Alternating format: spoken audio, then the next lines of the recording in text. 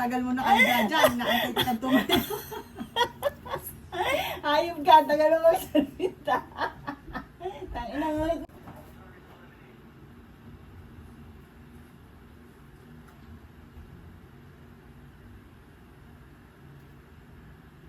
Ayan.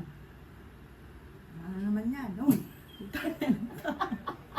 Ang tagal mo nakahiga dyan. Naantay kitang tumayo. Hayop ka, tagal mo magsalita.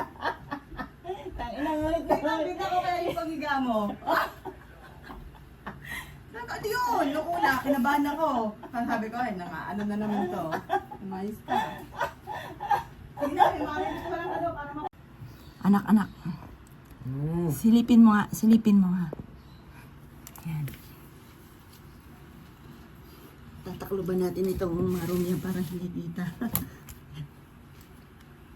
Dapat nakaganyan yung buhok. Yan, tapos. Tingin mo, kita. Yan. Hindi kita, dapat idadi nakaganyan naman.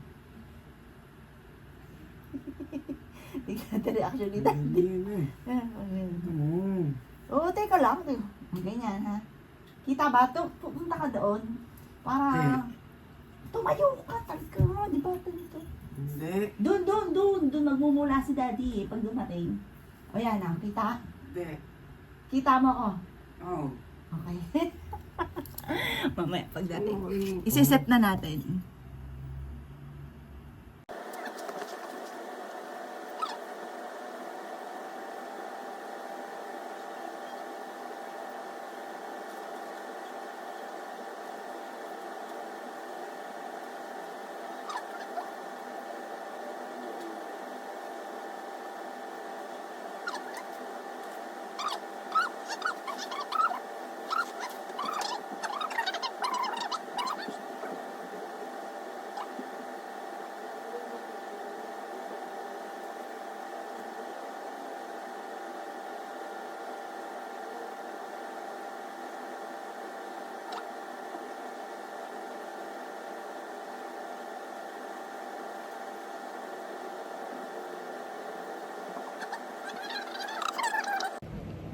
Kaya mga bossing, pinatawag ko sa anak ko, yung mister ko. Kasi ang tagal, kanina pa ako nakahiga.